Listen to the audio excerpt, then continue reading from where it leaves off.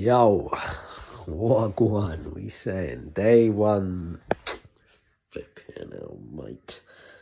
Day 1380. End of the week, Friday. We're here, we're square.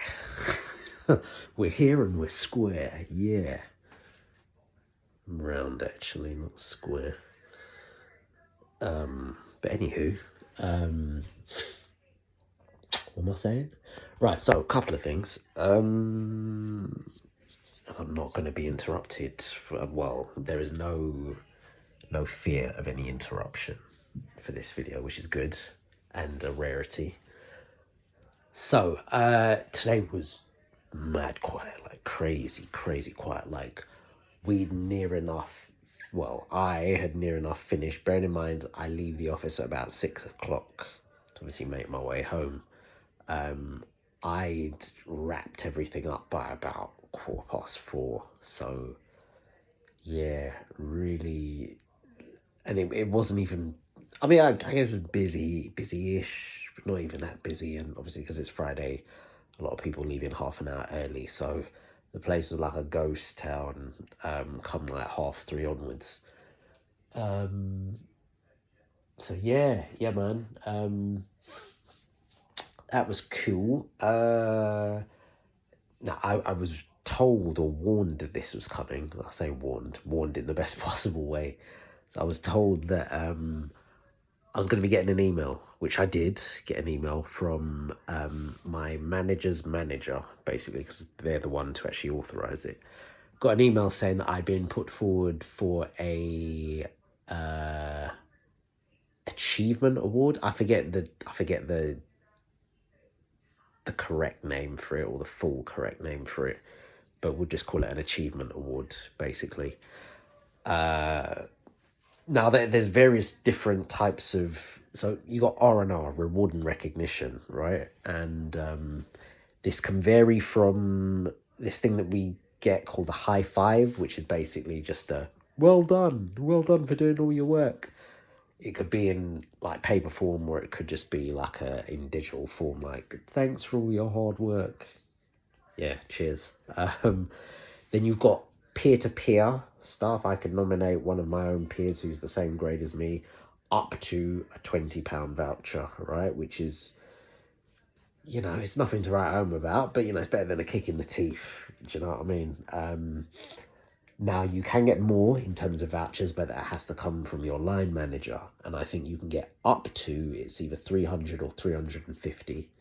Now, of course, and I know I've mentioned this before, but the benefit of vouchers is obviously they're not taxed because they're vouchers, right? So this is why I think management, when they're giving stuff out, they try to say vouchers are preferable because obviously there's no tax involved.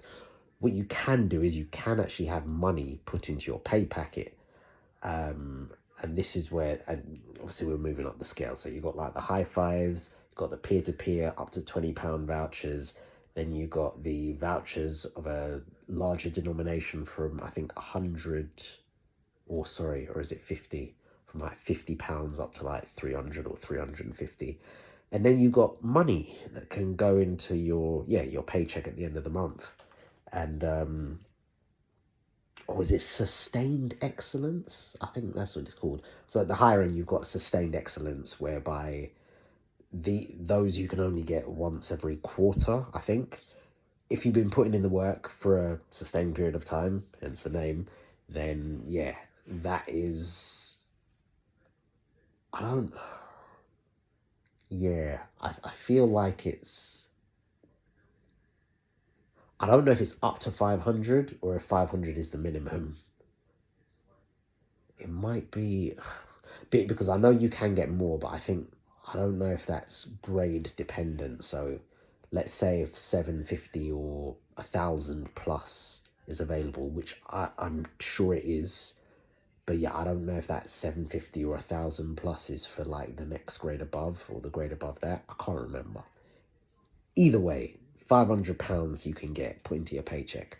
Got an email today saying that I've been put forward, nominated for the Sustained Excellence Award, which I have to say shout out to my line manager, my new line manager, who both my line manager and their manager both work in the daytime. These are my new managers that I've got, because I'm not being managed by a different regional office like the rest of the evening team. Because I'm a bit of an anomaly. I'm a weird case because I come into the office every day and I'm basically public facing as well. But yeah, so I got put forward for the sustained excellence. So got the email from my manager's manager saying, you know, because of A, B, C, thank you for your hard work. We put you through. It should come in my paycheck, I think next month at the end of November, I believe. £500 I'll be getting, which is like a bunch of feelings. Like there was gratitude, but there was also annoyance as well. Gratitude because it's been so flipping long since I've had one of those. Now I did get some vouchers last year. I think it was November. It's like, yeah, like the top end, like 350 or 300, which was nice. But again, I think that only got pushed through because there was pressure put on my previous, not my previous line manager, but my previous manager's manager. So,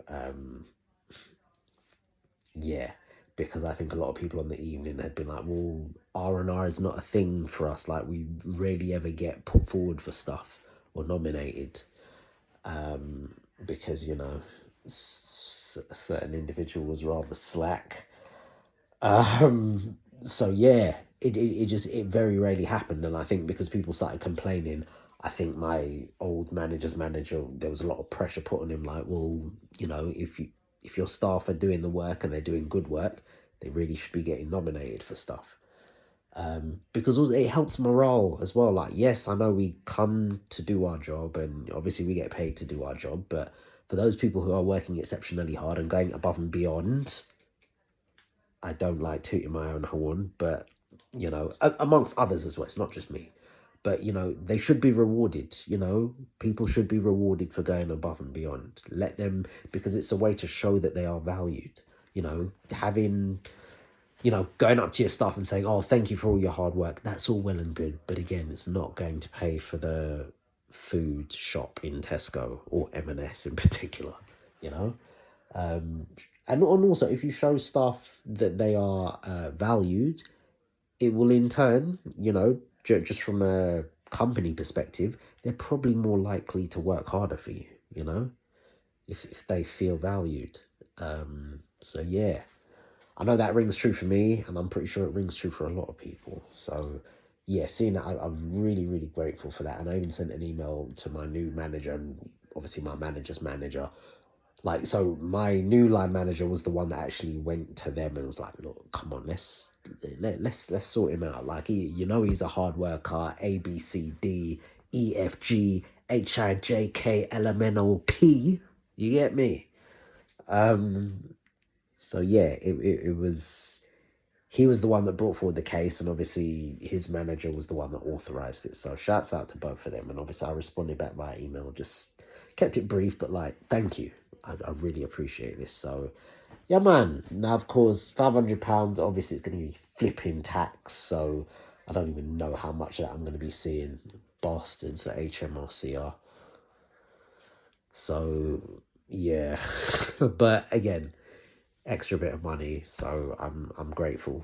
Need to figure out what I'm going to be putting it towards actually. So yeah, that's good. Yeah. Oh yeah, as promised, like I said yesterday, in terms of weekend, so tomorrow I will speak on it more so after it actually happens. But tomorrow, and this has been a long time coming, I've actually organised a meetup for a whole bunch of work people, but not just people, not people from my current workplace, people from my very first workplace. So I used to work in HMV, which I'm glad to see is still around after they very nearly went completely and utterly defunct. HMV, his master's voice, the famous record store that used to sell, obviously, you know, vinyl, CDs, DVDs, Blu-rays, games, consoles, games, posters, all of that jazz. I remember when HMV was the thing in its heyday, man. And obviously even before I joined, so again, it's my very first job when I was 18 years old. And I remember, because my sign-on for the till was my start date, the 18th of November 2006. The clever ones of you will be able to figure out my age from that now. Damn it. Anywho, so yeah, 18th of November 2006 when I started there, and I left there, I think it was January, was it January? January 2012. That was when the company started to go into liquidation, and more specifically my HMV, the one that I was at, which was in Victoria Station, doesn't exist anymore, got closed down. The beginning of the end was when Network Rail, the bastards, upped the rent, the store rent in Victoria Station, and I think it was the smallest HMV in the whole company. If there was a smaller one, then allow it, because our one was tiny. Again, I think it was the smallest HMV in the whole company, but we were one of the best performing ones because of our location where we were. Was right in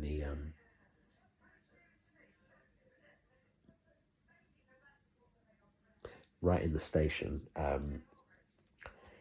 We were kind of like on the main concourse area, and we were next to like a few other shops. Monsoon, I think, was one, and then was it Delice de France? If you'll mind the pronunciation, Delice de France, yeah, why not? Delice de France. Anywho, anywho. So, where we were, you were always, we were right up by platforms 9 to 12.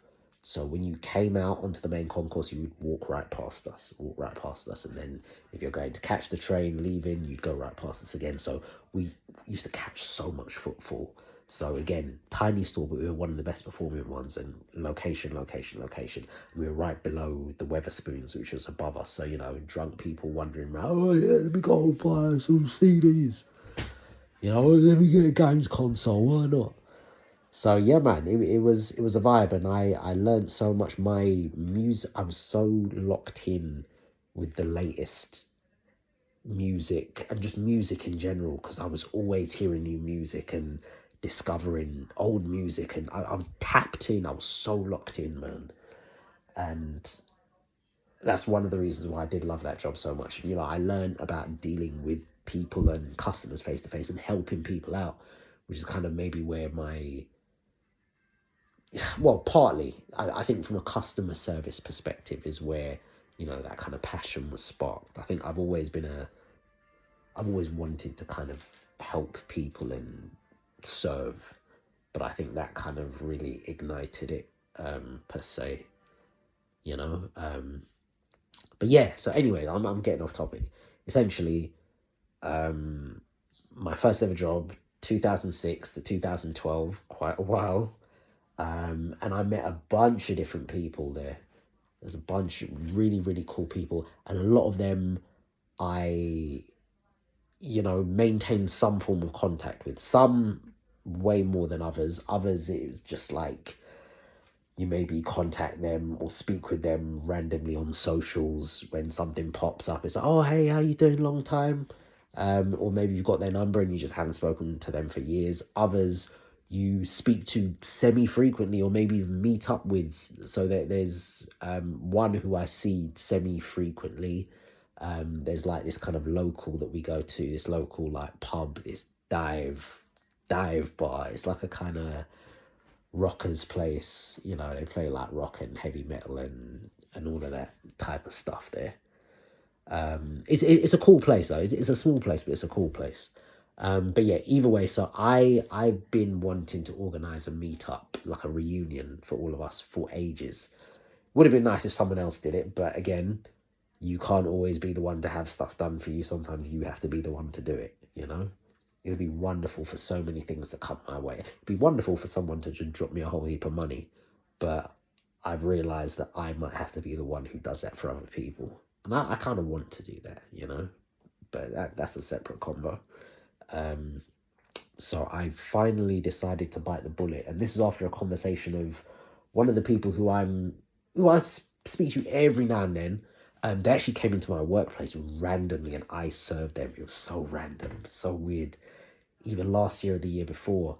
And I was like, yeah, we need to keep in touch. And I did speak with them, I think, over WhatsApp, and they don't live in the country, but they said they were coming back for like, they're going to be back for like a week.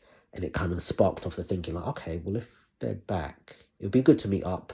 But how about we just try and make it a thing? Let's try and organize it. So I decided to bite the bullet and trundle on with doing the absolute pain in the ass thing that is organizing a group of people, which if any of you have done that, you will know, generally speaking, not all the time, it depends on obviously the type of people you're dealing with, but organizing an event with people can be anywhere from a hot mess to a complete utter pain in the rectum, like right in the prostate as well.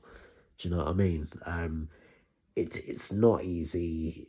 It can be very stressful because if you're dealing with any more than 3 people, the amount of moving parts going on is just mad because, and particularly like the older you get as well. I mean, I'm sure it's a headache when you're dealing with younger people, but the older you get, life just takes over.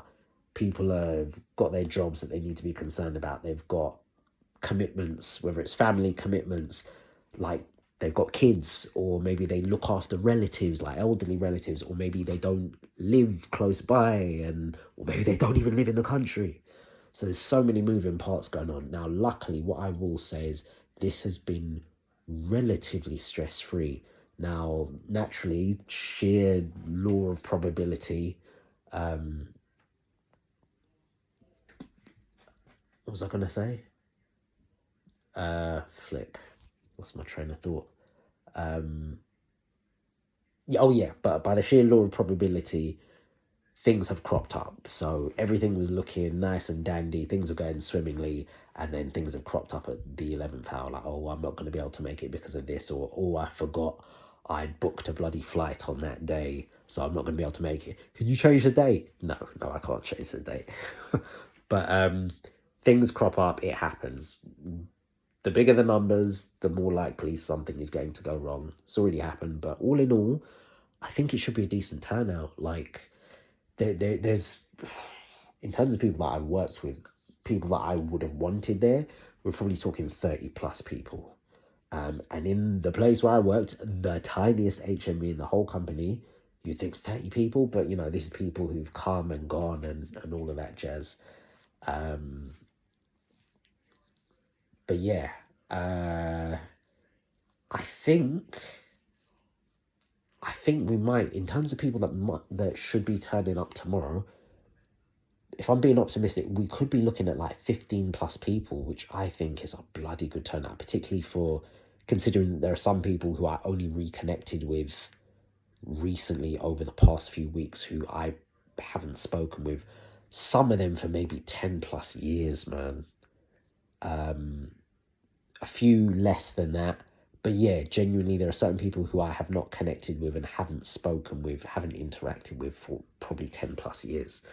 And for so many of the people there to be super positive and be like, oh yeah, I'm down. It's been relatively painless. I'm eternally grateful. If I can pull this off, because again, there's still so many things that could go wrong between now and it's tomorrow, by the way. Yeah, if I can pull this off, then I'm a G, first and foremost. Let's just say that now.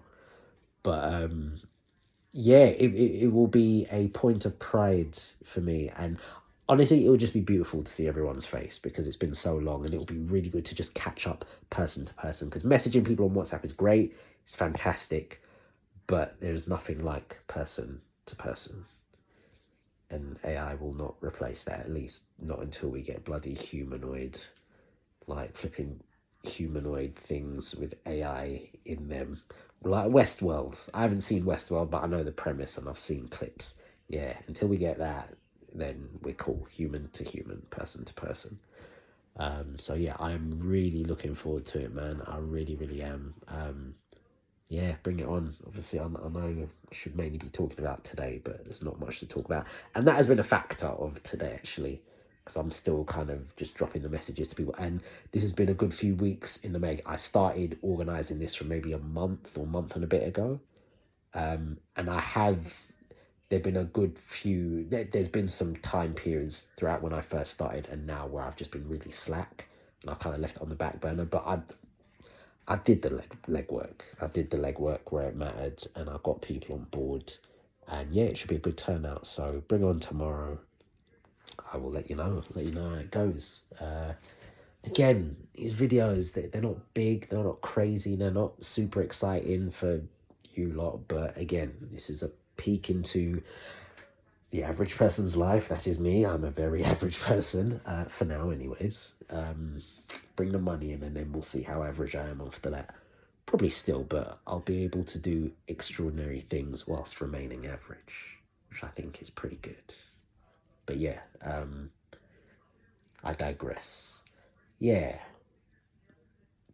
peek into the life and yeah, let's go. We'll leave it there. That is day. My mouth is so dry, man. I'm hungry. I need to eat.